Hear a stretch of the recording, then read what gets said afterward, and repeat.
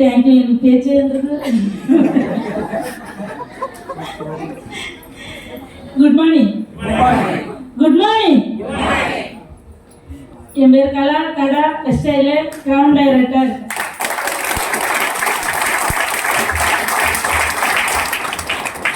Thank you. Thank you. என்ன வார்த்தை பேசணும்னு எனக்கு தெரியல. ஏன்னா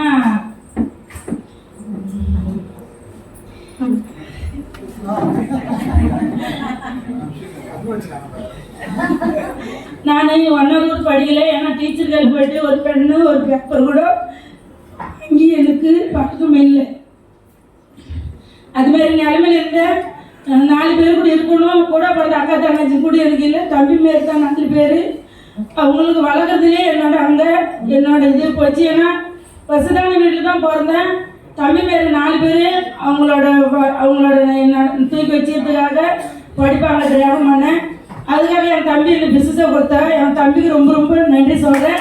அவனை பெருமை என்ன காலையில் வந்து ஆசைப்படுவாங்க. நான் கும்பிட்ற கடவுளுக்கு ரொம்ப ரொம்ப நன்றி சொல்கிறேன். இன்னைக்கு ரொம்ப எனக்கு இந்த வாய்ப்பு இல்லைன்னா, நான் இந்த வெஸ்டேஜில் இல்லைன்னா, ஆனால் உயிரோடு கூட பூமி மேலே இருப்புன்னு கூட தெரியாது. நான் வாழ்க்கை வாழ்கிறதே வெஸ்டேஜுக்கோசம் தான். தேங்க்யூ. தம்பி சொல்லும்போது நான் நிறைய பிஸ்னஸ் 1 2 இல்லை. காரணம் என்னன்னா, இந்த பிஸ்னஸ் வரது காரணம் என்ன, என் பசங்க சின்னது இருக்கும்போது அவங்களுக்கு ஸ்கூலுக்கு அனுப்பிச்சிட்டு காட்டன் மில்லுன்னு என் ஊர் பக்கத்தில் ஒரு கம்பெனி இருக்கும். அங்கே வேலைக்கு போகும்போது ஒரு 10 நிமிஷம் கொஞ்சம் லேட் ஆச்சு. அந்த லேட் ஆகும்போது அங்கே லேட் ஆகும்போது வாட்ச்மேனு கொஞ்சம் லேட் இருந்தால் திட்டி அனுப்புறது பழக்கம். அன்றைக்கி சூப்பர்வைசர் வந்து என்னம்மா இது உங்கள் அப்பா சம்பாதிச்ச கம்பெனின்னு கேட்டாங்க. அன்றைக்கி முடிவு எடுத்தேன், பண்ணால் சொந்த பிஸ்னஸ் பண்ணான்னு வேலைக்கு மட்டும் தப்பி தரணும், வேலைக்கு போகக்கூடாதுன்னு அன்னைக்கு முடிவு எடுத்த முடிவு தான் இந்த வேலையை வந்து நிற்கிறது காரணம். நான் இன்னைக்கு அவருக்கு தேங்க்ஸ் சொல்கிறேன். எல்லாம் அவர் சொல்லலைன்னா ஏதோ ஒரு வேலை தான் இருந்திருக்கேன். அன்னிலேருந்து 1 2 இல்லை, சொந்தமாக நிறைய பிஸ்னஸ் 1 2 இல்லை 70 பிஸ்னஸ் சொந்தமாக லாஸ் ஆகும்போது யார் என்ன நினைப்பேன்னு தெரியாது. ஆனால் பக்கத்தில் வச்சு வேறு ஸ்டார்ட் பண்ணுவேன். இப்படி 70 பிஸ்னஸ் சொந்தமாக பண்ணி நெட்வொர்க் 3 பண்ணியிருக்கேன்னா, மோடிக்காரு ஏனும் டிவைன் நூனி அது ஒரு 3 பண்ணியிருக்கோம். அதுலேயும் நாங்கள் ரொம்ப பேர் இருக்கோம். டிவைன் நூலின்னா பெஸ்ட்டாக இருக்கும். நான் அதுலேயும் அப்போ வந்து இதெல்லாம் வாங்கினோம். மறுபடியும் ஒரு 40 லட்ச ரூபாய் முன்பணம் வச்சு சொந்த பிஸ்னஸ் துணி கடை, கவரிங் கோல்டு கடை, பாத்திரம் கடை. இப்போ டிசம்பர் வரைக்கும் அந்த கடையில் தான் இருந்தேன் நான். அப்போ தம்பி வந்து நிறைய பிஸ்னஸ் 3 கடை மேலே ஒரு மாதத்துக்கு வர வருமானம் 1 லட்ச ரூபாய் 1.5 லட்ச ரூபாய் மேலே இப்படி அப்படி இருக்கும். நிரந்தரம் அப்படி இருக்காது. அப்படி இருக்கும்போது தம்பி வந்து கடைக்கு வந்தாங்க. என்ன சின்னா, அக்கா சோப்பு பேஸ்ட்டு ஷாம்பு வாடி யூஸ் பண்ணால் லட்சம் சம்பாதிக்கிறாங்க. என்ன யாரே காது குத்துற இப்போ சோப்பு பேஸ்ட்டு ஷாம்பு நான் யூஸ் பண்ணாமல் என்ன யூஸ் பண்ணுறேன், இவங்க ஏன் கொடுக்கல அவங்க ஏன் கொடுக்குறாங்க, அவங்க பைத்துக்காரங்களேன்னு கேட்டேன். அப்போ வந்து தம்பி சொன்னால் தம்பி புதுசு அவனுக்கு விலகுன்னு சொல்கிறதுக்கு தெரியல. போயிட்டான். 2வது வந்தான். என்ன சின்னா சேத்துல காலை சொல்கிறேன், நானும் கழுவணும் நீ வந்து கழுவ மாட்டேன் கையெழுத்து கும்பிட்டா மறுபடியும் போயிட்டான். 3வது ஒரு 1000 ரூபாய் பொருள் வாங்கிட்டு பக்கத்தில் வச்சுட்டு காசு கேட்டான். ஒரு விதி இல்லாமல் தம்பி மட்டும் இல்லை மருமாவன் என்ன பண்ணுறதுன்னு ஒரு 1000 ரூபாய் கொடுத்து அமிச்சான். அப்போ சொன்னேன், அக்கா இதெல்லாம் பயில் ஒன்று இருக்குது சாப்பிடுங்க, சாப்பிட்டா நிலை ஆகி போச்சுன்னு சொல்கிறாங்கண்ணா. எந்த பொருளும் தொட்டுக்கல. நான் அந்த பயிலான மட்டும் காலையில் மத்தியானம் நைட்டு 3 வேளை விடாமல் எடுத்தேன். 18 வருஷமே இந்த மாதிரி எங்கே போச்சுன்னு தெரியல. 1 வரைக்கும் டச் ஆகல. 5 வருஷம்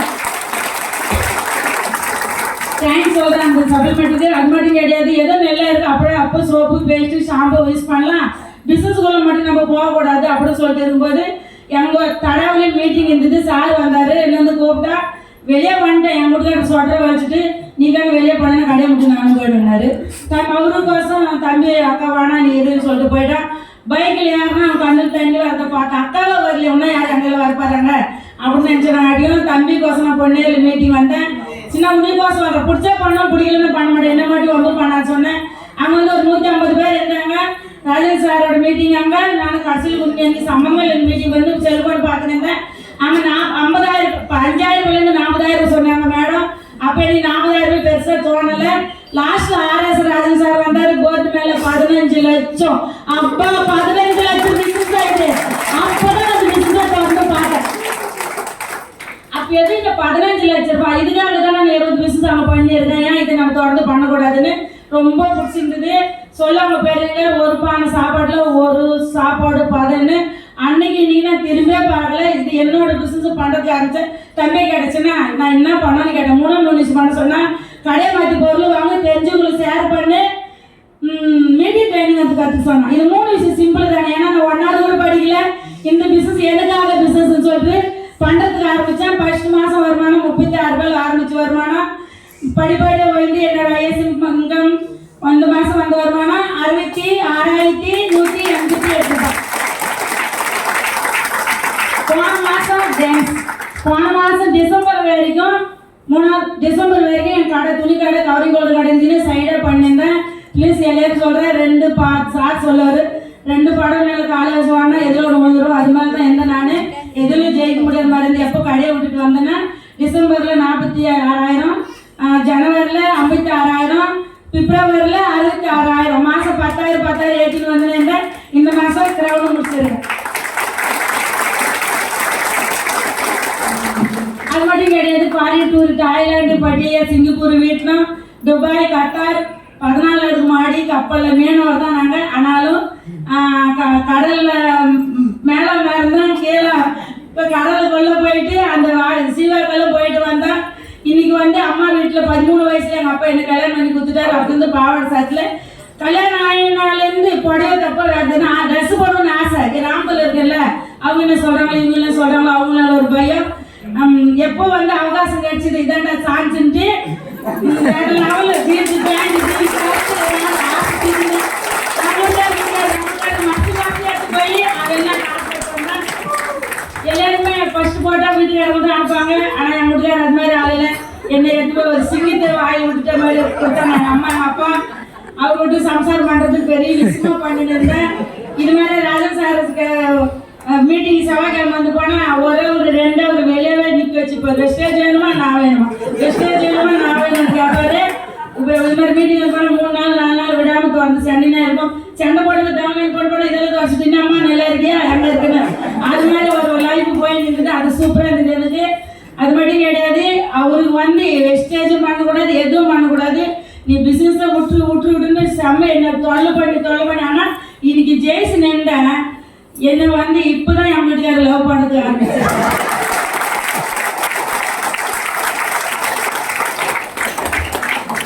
எங்கள் பையன் வந்து MBA படிச்சிருக்கான். பெருப்பாய் வந்து கார் ஓட்டுறான். என் வீட்டுக்காரர் 8 ஹவர் 10 ஹவர் 12 ஹவர் செக்யூரிட்டி வேலைக்கு போகிறாரு. 3 பேரும் சேர்ந்து 50,000 எடுத்துனாரு அவங்க வீட்டுக்கு. நான் ஒண்டியா வந்து 70,000 கொஞ்சம் வந்து 70,000. நான் தான் என்கிட்ட ஏடிஎம் மிஷினாக இருக்கேன். இன்னைக்கு வந்து என் பசங்க படிக்க வச்சா வெளிநாட்டு டூர் இட்டு போவாங்க. எனக்கு வெளிநாட்டு டூர் பண்ணேன்னா நான் வீட்டில் இருக்க சுற்றினே இருக்கணும். அதுதான் என்னோட கோல்.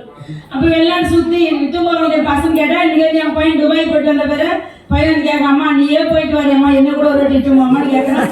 MBA படிச்சுவேன். அப்போ நான் தானே கிரேட்.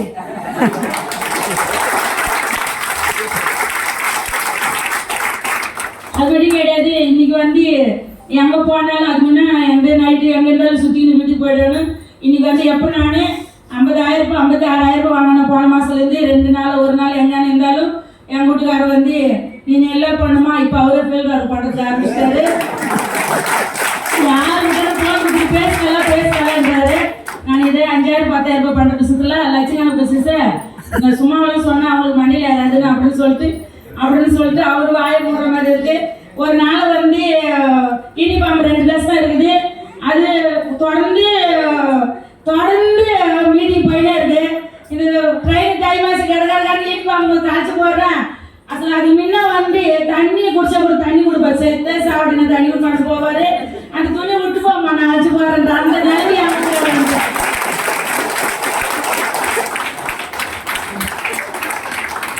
என்னோட கோலை வேற. விஎம்சிஎம் நம்பர் ஆகணும். மாதம் 15 லட்சம் சம்பாதிக்கணும். சின்ன வயசுலேருந்தே ஏழைங்களுக்கு எவ்வளோ சேவை செய்யணும் ஒரு ஆசை. ஆனால் மொத்தத்தில் சம்பாதிக்கிறதுக்கு ஆசை எடுத்து யாரும் கொடுத்தா என் பசங்களும் ஒத்துக்க மாட்டாங்க. என் வீட்டுக்காரர் என்ன துரத்துவார் அது மாதிரி பண்ணேன்னா. ஆனால் இந்த காசுல யாருக்கும் உரிமையே கிடையாது. இது வெஸ்டேஜ் எனக்காக கொடுக்குற காசு. இந்த காசில் வந்து ஒரு 500 பேருன்னா ஏழைகளை வச்சு அனாதை ஹாஸ்டல் கட்டி அது பண்ணியிருக்கேன். எனக்கு எவ்வளோ சம்பாதிச்சு மரியாதை மாதிரி இங்கே தனியாக வந்து அவங்க தனியாக வரலைன்னா நானே சொந்தமாக ஒரு கோடி ரூபாய் வீடு கீழே 1 கோடி ரூபாய் இருந்தாலும் அதில் எனக்கு அவ்வளோ மரியாதை இல்லை. ஏன்னா எல்லாம் சேர்ந்து சம்பாரிச்சு பணம் அது எனக்குன்னு அங்கே தனியாக தெரியல. இங்கே எனக்குன்னு தனியாக தெரியுது. நான் இன்னைக்கு இல்லைன்னாலும் என் குடும்பத்துக்கு வர குடும்பம் வெஸ்டேஜ்னா அது வந்து நம்ம வெஸ்டேஜ்லேருந்து தான். அது கௌதம் சாருக்கு, தீபா சார், கண்ணாசிக்கு ரொம்ப ரொம்ப ரொம்ப நன்றி சொல்கிறேன். என் அப்பா எனக்கு, என் தமிழ் எனக்கு, என்னோட என்ன சொன்னாலும் அது தீராது. அவ்வளோ ஒரு லைஃப்ல என்னோட வழிவெடுத்து விட்டுருக்காங்க. Thank you sir. ஓகே, தேங்க்யூ கலா மேடம். உற்சாகமாக பாருங்க.